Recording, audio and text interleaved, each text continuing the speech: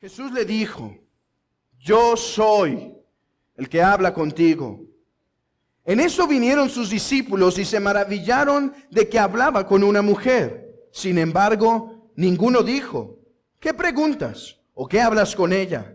Entonces la mujer dejó su cántaro y fue a la ciudad y dijo a los hombres: venid, ved a un hombre que me ha dicho todo cuanto he hecho. ¿No será este el Cristo? Entonces salieron de la ciudad y vinieron a él. Entre tanto, los discípulos le rogaban diciendo: Rabí, come.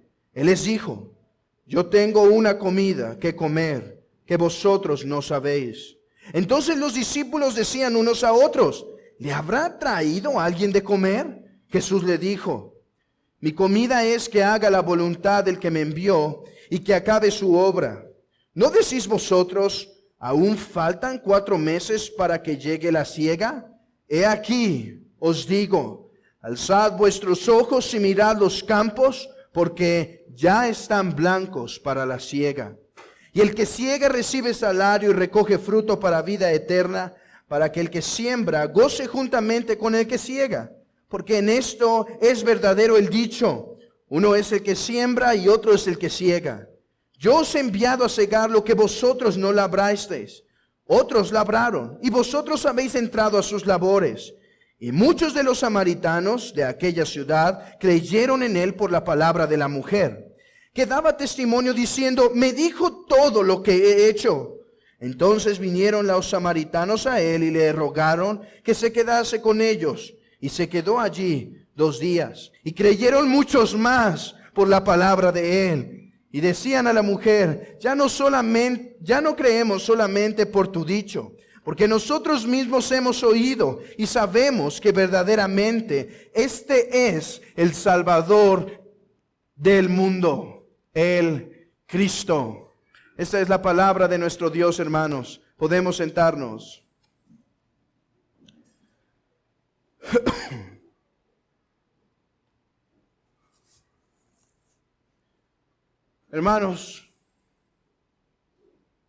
Hermano,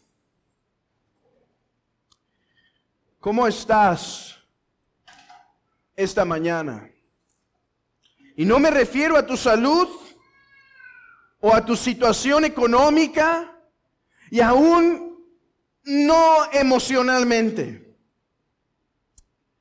Espero que estés bien en eso. Pero mi pregunta es: hermano, ¿cómo está tu vida cristiana esta mañana? ¿Te encuentras adormecido en tu cristianismo? ¿Quizá cómodo en tu cristianismo? ¿Quizá estás llevando un cristianismo tranquilo? ¿Un cristianismo despreocupado? ¿Quizá un cristianismo apagado?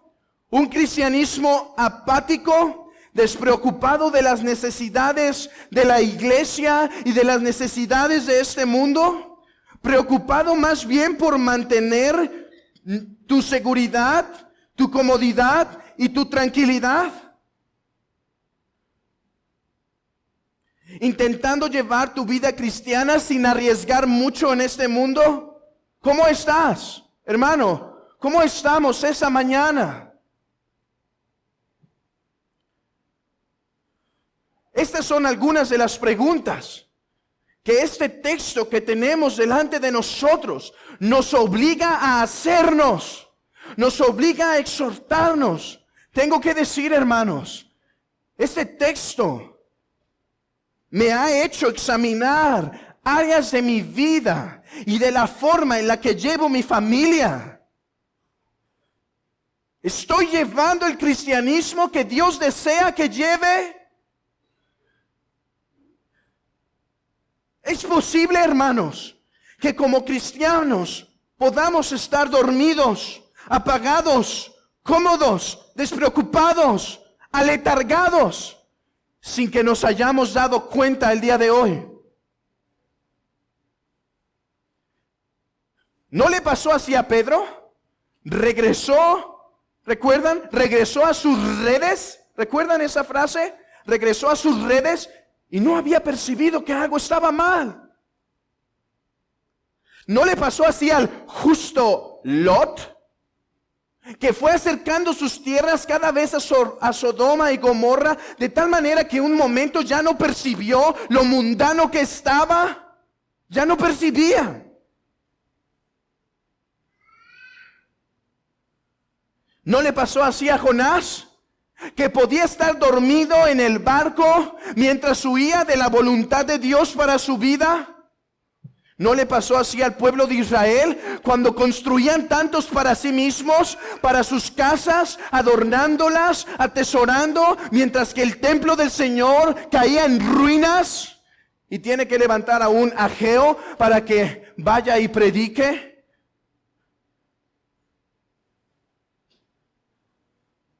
Es posible que así como Pedro podamos haber regresado a nuestras redes y que no nos hayamos dado cuenta. Es posible que así como Lot nos estemos cada vez acercando más al mundo y no nos estemos dando cuenta. Es posible que así como Jonás estemos huyendo de la voluntad de Dios para nuestras vidas en cuanto a nuestro cristianismo. Es posible que así como al pueblo de Israel estemos gastando nuestras fuerzas, nuestro tiempo, nuestro dinero en cosas que, aunque no malas en sí mismas, descuidan el reino del Señor. ¿Cómo estás esta mañana, hermano? Hermano, ¿cómo estás esta mañana? A la luz de este texto, es necesario pedir al Señor discernimiento y sobre todo un corazón humilde para poder discernir y para poder identificar qué áreas de nuestras vidas ya hemos cedido. Ya hemos dado, ya estamos cómodos. Oh, que el Señor tenga a bien despertar aquí algunos cristianos que han estado adormecidos por tanto tiempo. Que tenga a bien despertarnos a todo cristiano que está aquí, de avivarnos, de encendernos. No vaya a ser que lleguemos así al reino. No vaya a ser que lleguemos así.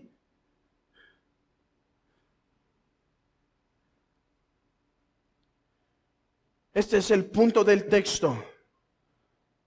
El Señor da una exhortación a sus discípulos. El Señor acaba de hablar con la mujer samaritana. Y vienen sus discípulos. Y el Señor está choqueado. Está impresionado de una actitud que ellos tienen. Y es por eso que dice: mi comida es que haga la voluntad del que me envió y que acabe su obra. Y discípulo, te invito a ti a lo mismo. Te invito a ti a lo mismo. Ese es el todo de estos versículos. Desde el versículo 27 hasta el versículo 42. Ese es el todo. La comida de Cristo.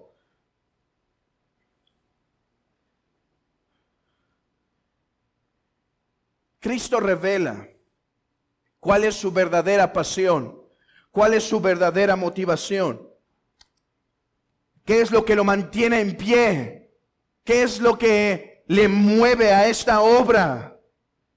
Cristo ha revelado que tiene una comida que muchas veces nosotros no participamos, un alimento que muchas veces nosotros no comemos. Y es hacer la voluntad del que le envió y acabar su obra. Y podemos ver este punto en tres partes. En primer lugar, la conversión de la mujer samaritana revela cuál es la comida de Cristo. En segundo lugar, Cristo explica abiertamente cuál es su alimento. Y en tercer lugar, Cristo invita a sus discípulos a que tengan el mismo alimento. Veamos cómo estos tres puntos embonan perfectamente en esta narración. Juan el Evangelista comienza narrándonos un cambio muy drástico. Perdón, dos cambios muy drásticos. El primer cambio se evidencia por el cambio de narración. Escuchen, por eso leímos desde el versículo 26. Jesús le dijo, yo soy el que habla contigo. Yo soy mujer samaritana, yo soy el Mesías. Escuchen entonces el cambio. En esto vinieron sus discípulos. En esto vinieron sus discípulos.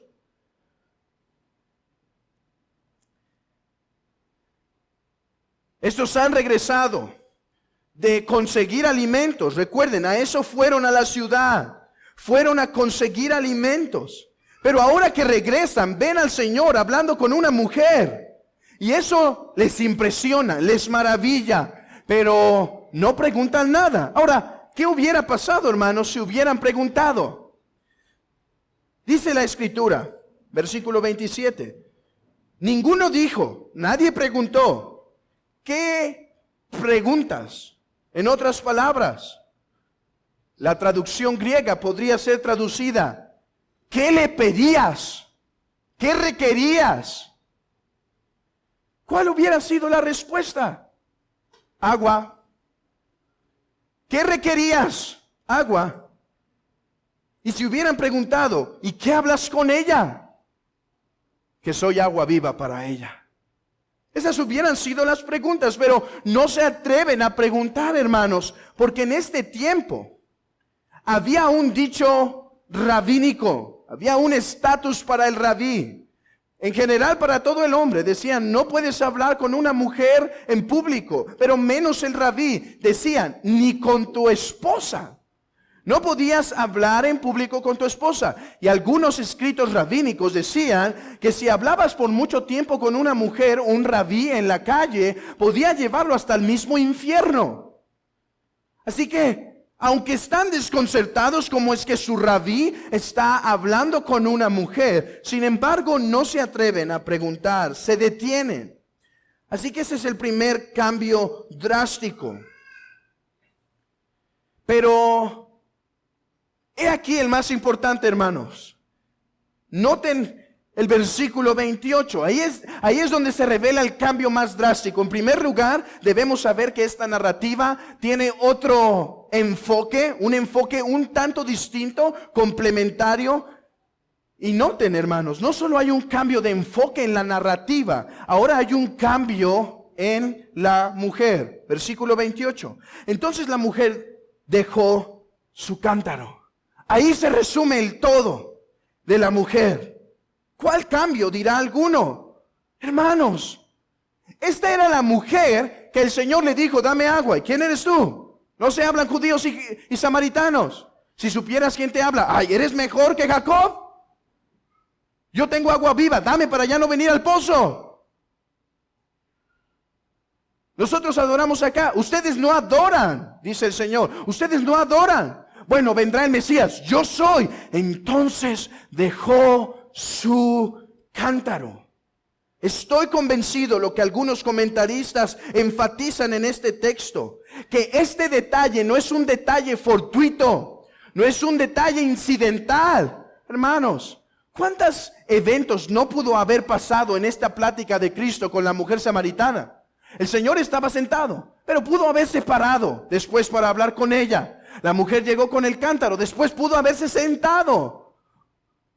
Pudo haber un sinfín de diferentes movimientos y nada de eso es narrado. ¿Por qué, hermanos? Porque el Evangelio no es para darnos una novela interesante. El Evangelio se ha escrito para que sepamos aquello que nos puede dirigir a Cristo. Y esta mujer, Juan decide, de todo lo que pudo haber pasado, decide contarnos que dejó el cántaro. O sea, el propósito por el cual esta mujer llegó al pozo de Jacob ha sido totalmente olvidado en su mente.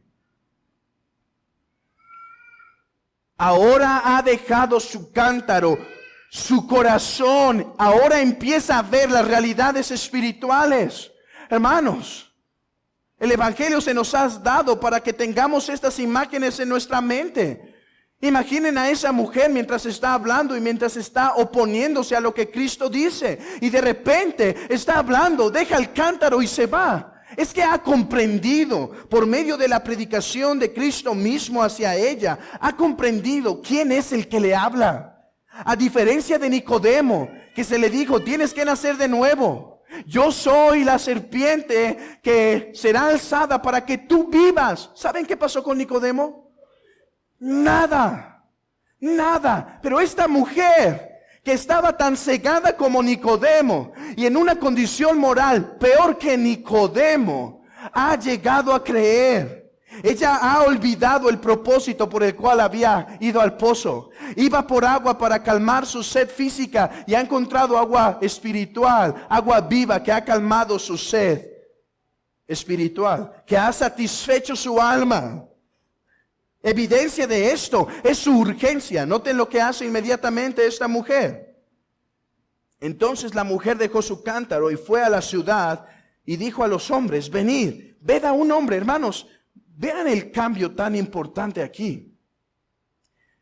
¿Quién recuerda? No es necesario que conteste, pero ¿quién recuerda, hermanos, cuál había sido el propósito por el cual la mujer fue justo al mediodía? Porque todas las mujeres iban o más temprano o cuando el sol ya iba a descender. ¿Por qué fue justamente cuando el sol está hasta arriba? Porque era la hora que nadie se acercaba al pozo. Esta mujer tenía una mala reputación. Noten esto. Escuchen versículo 29. Venid, ver a un hombre. Esta mujer ha olvidado su reputación. Esta mujer ha olvidado sus sentimientos. Esta mujer tiene un propósito e ir a anunciar a quien ha encontrado agua y quiere que su nación sepa de esta agua viva.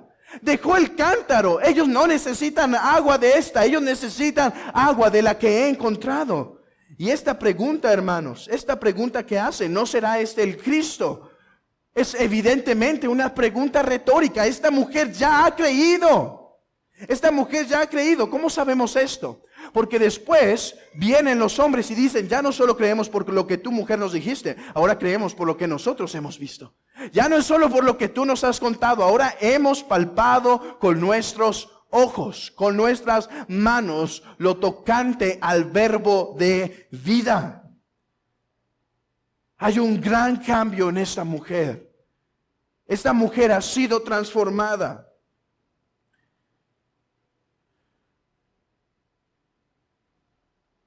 Esta mujer tiene una nueva pasión. Esta mujer ha despertado. Las escamas le han caído. Y ahora se encuentra testificando a los de su nación lo de este gran evento. Y hemos visto, hermanos, que el testificar es una de las marcas de los discípulos de Cristo. Lo hemos visto en Juan 1:7, cuando se habla de que Juan el Bautista vino a hacer testimonio. Lo hemos visto en Juan 29, en Juan 34, Juan 40, me refiero a capítulo 1, versículo 34 y versículo 41, donde encuentran los discípulos van a Jesús y ellos dicen, ven y ve. Y encuentran a otro discípulo y dice, ven y ve. Y dicen a Natanael, ven y ve. Ahora esta mujer, hermanos, no Nicodemo, esta mujer sucia en sus delitos y pecados, está hallando agua que le satisface y está diciendo a su nación, ven y ve. Y es aquí lo importante. Este acontecimiento, hermanos, este acontecimiento de la salvación de esta mujer tiene que ver con lo que Cristo llama su alimento. Su alimento. Cristo ha dicho a sus discípulos, yo tengo un alimento que ustedes no conocen. Es justamente lo que esta mujer está experimentando, lo que Cristo llama su alimento. Pero vamos al texto en sí mismo para descubrir de una mejor manera qué es el alimento de Cristo y poder vincularlo perfectamente con la mujer samaritana. Dice en el versículo 31, entre tanto, los discípulos le rogaban diciendo, entre tanto, mientras la mujer estaba hablando a sus compatriotas, entre tanto, los discípulos le rogaban diciendo, Rabí, come. Y él les dijo, yo tengo una comida que comer que vosotros no sabéis. Juan nos dice que estos hombres estaban rogando. Estos hombres estaban insistiendo, Rabí, come. Y el Señor contesta, hermanos, con unas palabras misteriosas. Yo tengo una comida que comer que vosotros no sabéis. Entonces, la respuesta de los discípulos es, ¿alguien le habrá traído de comer? Hermanos, entendemos que los judíos no entendieron. Es comprensible cuando se dice en la Escritura que los judíos no entendieron que Cristo destruiría el templo. Ellos decían, oye, pero si tomó tanto tiempo reedificarlo, ¿cómo lo levantarás en 3 días? No comprendieron lo espiritual de sus palabras. Nicodemo no entendía. Oye, es necesario que nazcas de nuevo. ¿Y cómo voy a entrar al vientre? La mujer samaritana, traigo agua viva para ti. Dame, ya no tengo que venir al pozo más. Es comprensible, porque ellos están en una ceguera espiritual. Pero este texto nos revela que es posible que los discípulos de Cristo podamos estar cegados a la realidad espiritual de la vida cristiana. Es justamente el punto de esta mañana. Que como cristianos podemos estar tan contaminados, tan intoxicados por ciertas cosas del mundo, buenas o malas. Seguridad es buena, comodidad es buena, pueden ser buenas o malas. Que podemos estar tan contaminados de este mundo por cosas buenas o malas, que perdemos la noción y la sensibilidad a las cosas espirituales. Esta no fue la única ocasión que los discípulos mostraron su falta de espiritualidad en el reino de Dios. De hecho, se nos dice que cuando el Señor habló del templo, ellos pensaron también que solo entendieron que se refería a su cuerpo hasta que resucitó. Ahora hay otro evento que nos narra esto. Llega un momento en que se suben a la barca y el Señor les dice, cuidaos de la levadura de los fariseos. Y todos se preguntan, se enojó porque no trajimos pan. Y dice, ¿hasta cuándo habéis de entender? ¿Hasta cuándo habéis de entender? Me refiero a la hipocresía. Es posible, hermanos, si esto te llevas esta mañana, para mí es suficiente. Es posible que estés adormecido y que no te estés dando cuenta esta mañana. Hermano, es posible que estés cómodo en tu cristianismo y que no te estás dando cuenta esta mañana. Hermano, es posible que estemos dormidos espiritualmente y que no nos estemos dando cuenta. ¡Cuán grande riesgo! ¡Cuán grande riesgo! Es como alguien que está enfermo y no tiene síntomas. Lo consume y lo consume y lo consume. Es posible que esta mañana podamos estar en la misma condición que los discípulos estuvieron. En la misma condición. Enfocándose demasiado en las cosas materiales, y no hablo de dinero.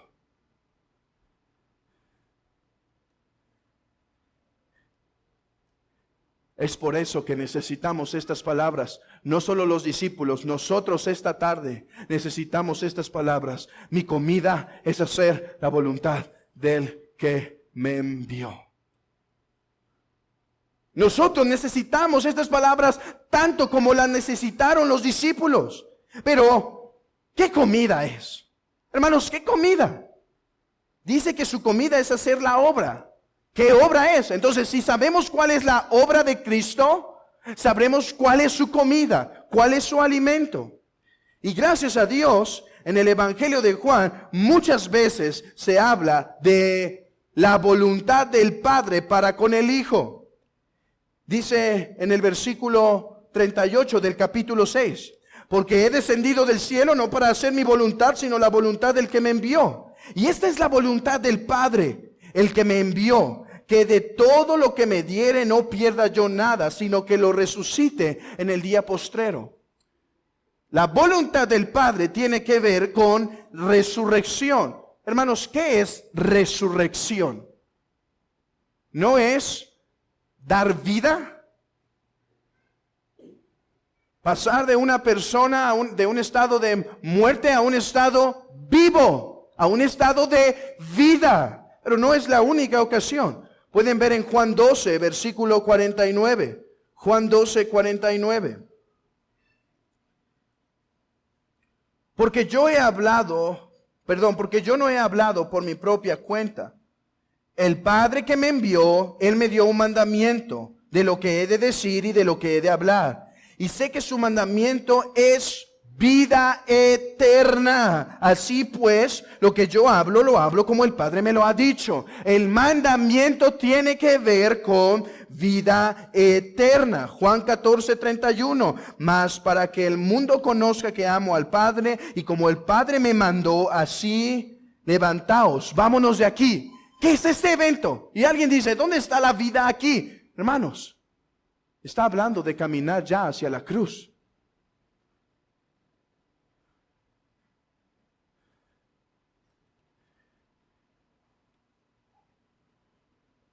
Yo te he glorificado en la tierra. He acabado la obra que me diste que hiciese. ¿Y cuál es la obra de Juan 17? Dice el texto. Que los que el Padre le dio, todos los ha protegido, les ha dado vida. Ok.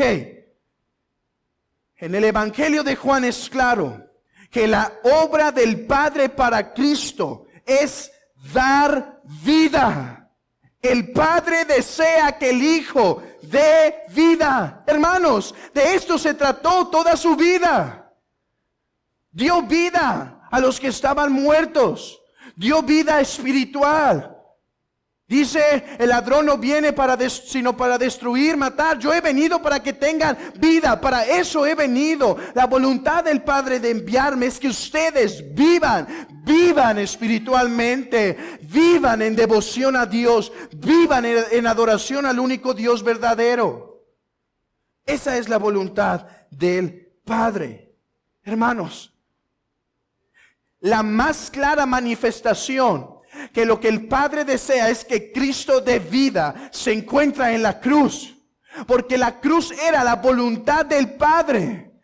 Cristo sufrió la muerte para que nosotros llevásemos la vida. Esa era la voluntad del Padre. Cuando dicen que en Maní, Padre, que no se haga conforme a mi voluntad, pero conforme a tu voluntad. ¿Cuál era su voluntad? Que muriera en el madero para que los pecadores pudieran tener perdón y vida. Esa es la voluntad del Padre. Entonces, vean esto. Lo que satisface a Cristo, hermanos, ¿qué es nuestra comida? ¿Qué es nuestra comida sino aquello que nos nutre y nos fortalece para poder hacer nuestros deberes? Pero vean aquí, el gran dilema o enigma. Escuchen, mi comida, o sea, lo que me nutre y lo que me fortalece es hacer. O sea, yo quedo satisfecho. Yo tomo fuerzas. No dice porque haré la voluntad del Padre, sino hacer ahora. Yo estoy satisfecho. Yo estoy nutrido. Yo estoy fuerte. Yo estoy ansioso. Yo estoy apasionado. Dice el Señor, por hacer la voluntad del Padre. Esa es mi comida. Eso es lo que me fortalece. Saber que el Padre tenga el cumplimiento de la obra por la cual me ha mandado. Vean entonces, ¿por qué no tiene que comer? Hermanos, algunos han dicho que esta era una muestra de su divinidad, que no comió. estoy convencido, y todos ustedes saben, que Jesucristo es Dios consustancial al Padre, igual en todas las cosas. Pero ciertamente dudo que esto sea una manifestación de su deidad. Hermanos, ¿por qué se quedó en el pozo? Porque está cansado, porque tiene sed. Más bien es una evidencia de su verdadera humanidad. El cuerpo de Cristo en verdad se debilitó. Pero esta es su fortaleza, hacer la voluntad, dar vida. Hermanos, noten, vinculen lo que acaba de pasar. ¿Qué acaba de pasar? La mujer muerta en sus delitos y pecados ha resucitado. Dice Cristo, estoy satisfecho. Estoy satisfecho, discípulos. He venido a dar vida. El Padre desea que dé vida. Y esta mujer ha sido resucitada. Hermanos, así como aquel evento del hijo pródigo. Mi hijo era muerto, pero ahora vive. Pero ahora vive. Esa era la pasión de Cristo. Ese era su motor. Eso era por lo cual vivía. Que el Padre fuera honrado cuando Él daba vida. Vida en abundancia. Ese es lo que lo alimenta. Hermanos, esa es su gran pasión. Obedecer al Padre, dando vida a los hombres. Pero noten, si seguimos leyendo, la conversación se torna, hasta ahorita todos podríamos quedarnos admirándolo. Y está bien, debemos admirar a nuestro Señor. Debemos no admirar, adorar, reverenciar, postrarnos ante Él. Él es Señor y Dios, Salvador y Redentor, Rey de reyes y Señor de señores. Pero la conversación se torna porque todos podríamos estar aquí. ¡Wow! Está muy bien. Su comida es hacer la voluntad del que me envió. No, la conversación dice, y debe ser tu comida. Está bien que te sorprendas que es mi comida, pero no te quedes simplemente espantado, pasmado. ¡Wow! No. Te invito a que esta sea también tu comida.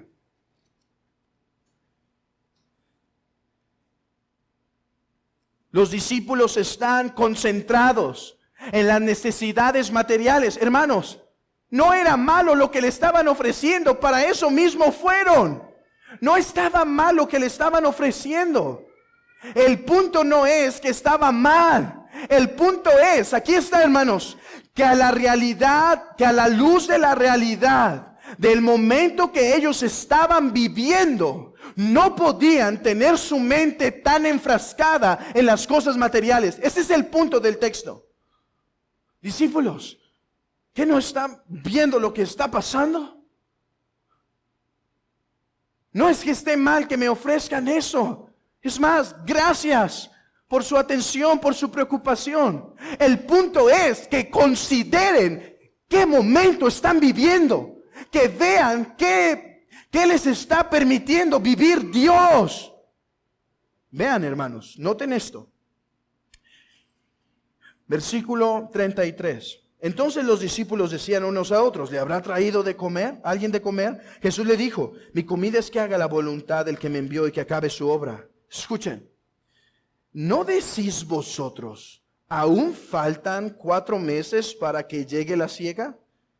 He aquí os digo, alzad vuestros ojos y mirad los campos, porque ya están blancos para la siega.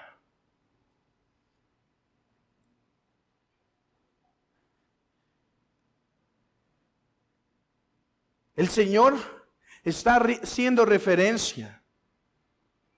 Algunos han dicho, es que esta plática se dio como en diciembre o en enero y faltaban 4 meses para la siega, abril o mayo. Así que por eso dice, faltan 4 meses para la siega.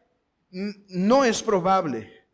Lo más probable es que este sea un proverbio de la comunidad, un proverbio de los agricultores, el cual tenía la intención de explicar la paciencia que se necesitaba a la hora de sembrar y segar. como dice un teólogo llamado Hermann Rüderbos, dice lo siguiente: es como el otro dicho, Roma no se levantó en un día. O sea, paciencia para las grandes cosas, ¿sí? Entonces, lo que está haciendo el Señor es dirigiéndose a sus discípulos que están gobernados por esta ideología para que entiendan el momento que están viviendo. El Señor está citando un versículo del Antiguo Testamento. Este versículo es Amós capítulo 9, versículo 13. Si ustedes lo leen en su Reina Valera, puede causarles un poco de confusión. Es un texto difícil, es un texto complicado. Así que he decidido usar otra traducción para que quede muy claro y podamos ver la asociación entre lo que Cristo le está diciendo a sus discípulos y la relación entre la comida de Cristo. Escuchen esto. Dice, vienen días, afirma el Señor, dice el Señor, en los cuales el que ara, alcanzará al segador. O sea, hay un choque entre arar y sembrar, se están estorbando. Esto no es común, hermanos. Cuando vemos que alguien está sembrando, no vemos atrás que alguien está empezando a recoger. Esto habla de un momento sobrenatural, una siega especial, una siega sobrenatural. Continúa el texto. Y el que pisa las uvas al sembrador. Hay un choque. Los montes destilarán vino dulce, el cual correrá por todas las colinas. En esta profecía tenemos que el curso de las cosas es modificado drásticamente por la venida del Mesías. De hecho, si ustedes leen, si ustedes fueron a Amós 13, si leen el versículo 11, dice, en aquel día levantaré el templo, la casa de David. O sea, este momento donde el segador, el sembrador y el segador se traslapan, es cuando el Mesías viene. Cuando el Mesías viene.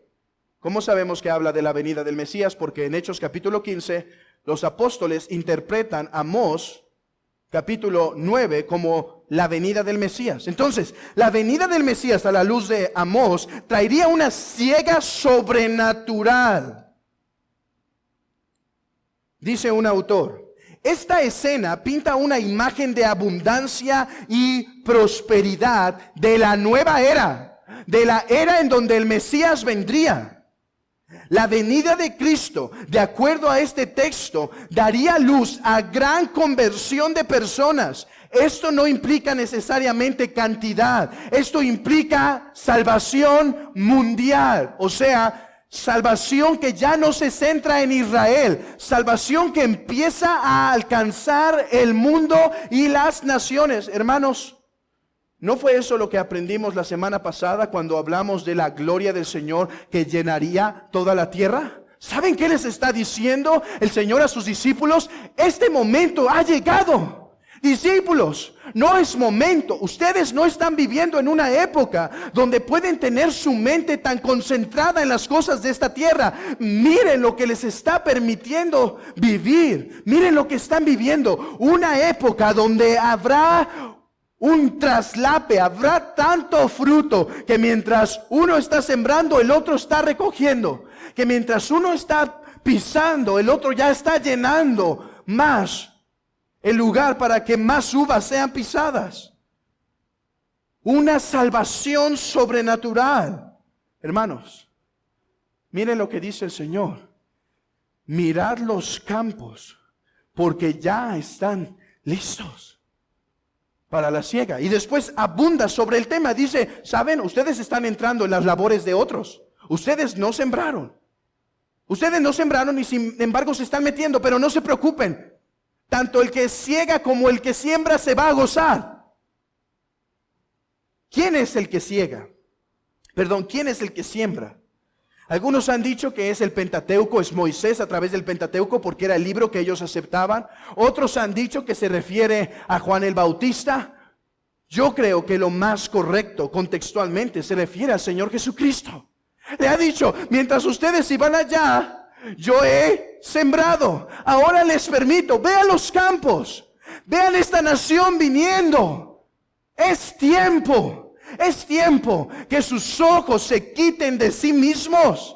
Es tiempo que sus ojos se quiten de su comodidad. Es tiempo que sus ojos se quiten de sus prioridades. Es tiempo que despierten a esta gran realidad, a este gran evento. Hermanos, a la luz de la muerte y la resurrección de Cristo, vivimos en una época privilegiada, hablando a la luz del Evangelio. Alguien puede decir, esta no es una época privilegiada. Hay tantas situaciones, tanta riesgo. Hermanos, a la luz del Evangelio, a la luz de los lentes del Evangelio, es una época privilegiada.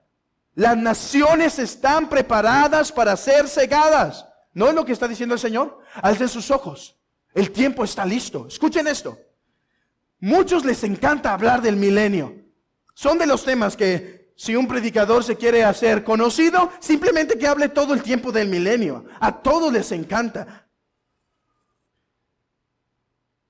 Pero ¿cuál es la implicación del milenio? Dice la Escritura, yo creo que vivimos en el milenio de Apocalipsis 20. No lo viviremos, actualmente estamos. ¿Qué dice respecto a Satanás? Que en el milenio estaría ¿qué? Atado. ¿Para qué? Algunos es su argumento. Todos se sienten fuertes cuando van a atacar el amilenialismo. ¿Ves? Está atado. Satanás no está atado. Mira, hay todo esto, hay esta maldad, hay esta muerte, hay esta maldad. Ok, ¿atado para qué? Para que no engañes más a las naciones. Ese es el propósito. Escuchen esto, hermanos.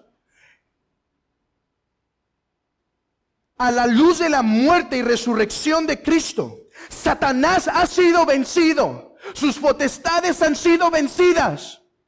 Este mundo ha sido libertado del yugo engañador de Satanás. No en absoluto. No en absoluto. ¿Para qué? Para que sean librados de su esclavitud. Sé que esto puede ser un poco complicado al principio. Déjenme poner esta ilustración. ¿Qué debía hacer el pueblo de Israel? ¿Cuál era uno de los propósitos del pueblo de Israel, hermanos? ¿Era simplemente pasarla bien en ellos mismos? ¿O era alcanzar a otras naciones? ¿Testificar a otras naciones? ¿Evidenciar la luz de la gracia del Dios del pacto a otras naciones para que toda la gloria del Señor se conociera en toda la tierra? ¿No era verdad? ¿No es verdad? Ese era el propósito. Pero hermanos, ¿cuánto avance vemos en ese propósito en el antiguo pacto? Poco. Más bien vemos la obra salvadora de Dios restringida particularmente al pueblo de Israel.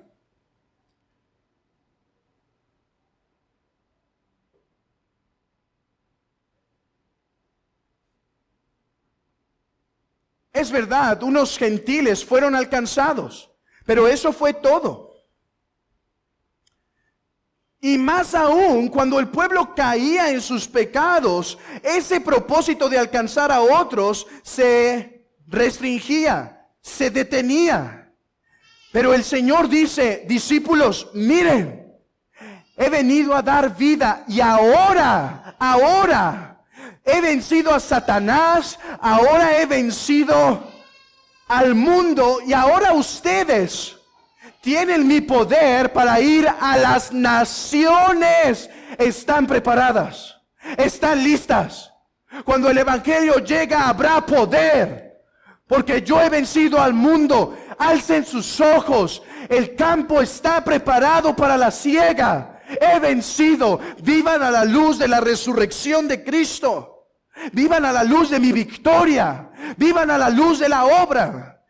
El mismo pensamiento que se dice en Primera de Pedro capítulo 1 versículo 13. Si ustedes van a Primera de Pedro, se encontrarán con el capítulo 13 que dice, ciñan los lomos de su entendimiento. ¿Qué quiere decir? Anteriormente, dijo el apóstol, ustedes viven en un tiempo privilegiado, porque muchos desearon estar aquí, pero no pudieron. Ellos anhelaban ver lo que ustedes experimentarían y no podían. Pero ahora ustedes viven en esta época. ¿Saben qué les dice? Sean sobrios. Eso de recoger los lomos de su entendimiento quiere decir, no intoxiquen sus mentes con las cosas de esta tierra, de manera que en el tiempo más privilegiado de toda la historia se vuelvan inútiles al Señor. No se intoxiquen con las cosas de este mundo, buenas o malas,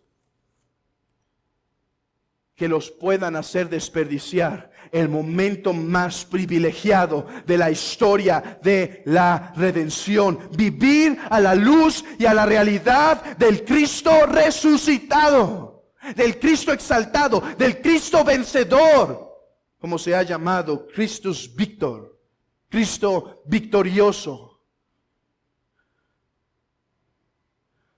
Está diciendo, mi comida es hacer la voluntad del que me envió. Mi comida es dar vida. Discípulos,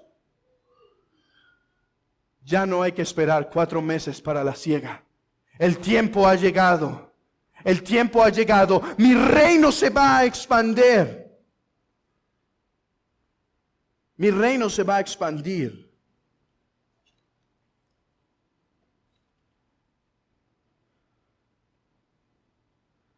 Otros sembraron. Es tiempo que ustedes sieguen. Hermanos, vean esto. Versículo 39. Y muchos de los samaritanos de aquella ciudad creyeron en él por la palabra de la mujer.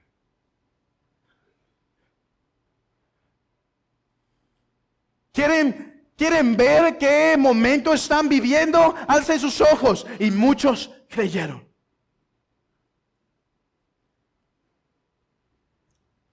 Versículo 42. Y decían a la mujer, ya no solamente, versículo 41.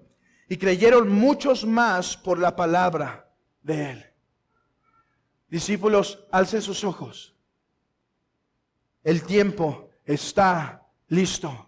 No es tiempo para vivir intoxicado, enfocado, cegado por las cosas buenas de este mundo. No es tiempo. Es tiempo de vivir como Esther. Cuando viene Mardoqueo y dice a Esther, Esther, tu pueblo va a perecer. Dice Esther, dile al pueblo que ayune. Y yo entraré a la presencia del rey. Y si muero, que muera. No es tiempo para ver por nuestra seguridad. No es tiempo para ver por nuestra comodidad. No es tiempo de ver por nosotros mismos. Es tiempo de ver por el reino de Dios. O como cuando Joab ora para que su discípulo pueda ver la providencia y la protección del Señor. Y dice, hermano, prepárate para luchar por nuestro Dios y por su pueblo. Hermanos, este llamado no es para unos pocos que quieren servir a las misiones al Señor. Este llamado es para todo el que es discípulo de Cristo. ¿Quién va a decir con estos hombres? Dejemos de ver por nuestra comodidad, dejemos de ver por nuestra seguridad, dejemos de ver por nuestro bienestar. Alcancemos al pueblo del Señor que se extiende por todo el mundo. Y si perecemos, y si somos incomodados, y si tenemos sufrimiento, que haga Él lo que bien le parezca. ¿Estamos viviendo a la luz de la resurrección de Cristo y su victoria en ese madero? ¿Estamos viviendo experiencialmente el poder de la resurrección? ¿Estamos clamando verdaderamente porque su gloria se manifieste? ¿Estamos despojándonos más y más de nosotros mismos porque sabemos que es tiempo de cegar? Las cosas buenas que el Señor ha dado se han vuelto motivo para volvernos inútiles. Las cosas buenas que el Señor nos dio, ahora nos encontramos protegiendo y ahora no somos útiles para su reino. Hemos agarrado tanto afecto a las bendiciones del Señor que ahora no nos podemos despegar de ellas para intentar arriesgar para su gloria.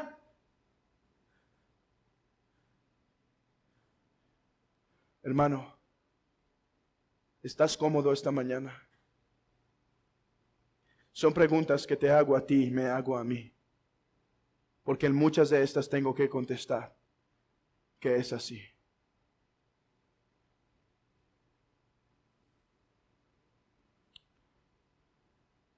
¿Estás tranquilo en tu vida cristiana? ¿Estás despreocupado por tu iglesia y por las almas de este mundo?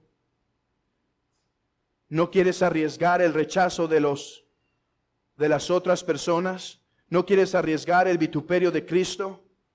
¿No quieres dar sacrificial?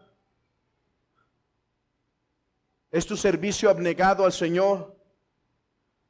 Estoy muy de acuerdo con lo que dijo un misionero. Es verdad. Unos van en la canasta. ¿Recuerdan ese evento donde Pablo iba en la canasta? Es verdad, unos son los que van en la canasta. Y él va a llevar muchas heridas por las misiones, por predicar el evangelio. Unos son los que son llamados, es verdad. No todos deben ir en la canasta, porque ¿quién la va a agarrar por fuera? Dice, pero todos tienen marcas. El que baja porque baja, los que se quedan porque agarran.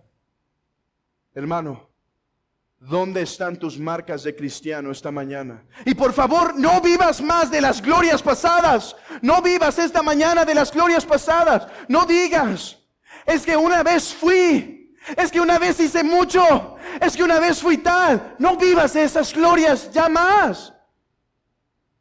El maná que alimentaba al pueblo en ese día se agusanaba al otro, se acabó. Tus hijos, tu esposa no van a vivir de las glorias del pasado.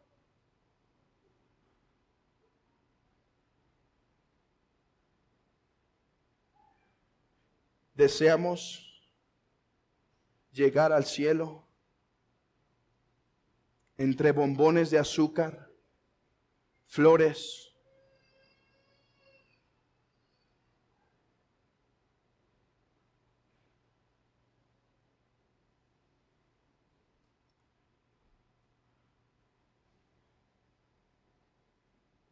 ¿no deseas participar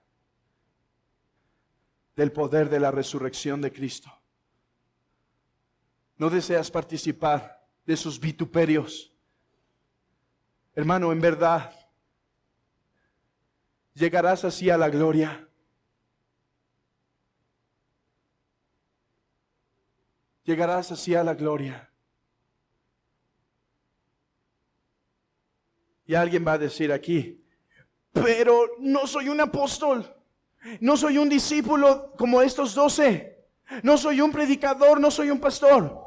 Hermanos, el Señor usó del pueblo a la más vil para que no pueda haber un pero esta mañana. ¿Es mujer? En ese tiempo era un problema, un gran problema. Es mujer, una conducta moral muy mala, y usó a lo menospreciable para alcanzar toda una nación. Como dijo un autor, no te estoy llamando este día al docetismo, no te estoy llamando este día a grandes sacrificios, decir, bueno, ya no voy a comer mañana. No te estoy llamando a una vida de monje. No se trata de docetismo, se trata de prioridades, queridos hermanos. Se trata de prioridades. Cómo vivir a la luz de la resurrección de Cristo, dándolo todo. Porque Él ha vencido para conquistar el mundo, hermanos. Vayamos con Él. Es lo que Mateo 18 implica.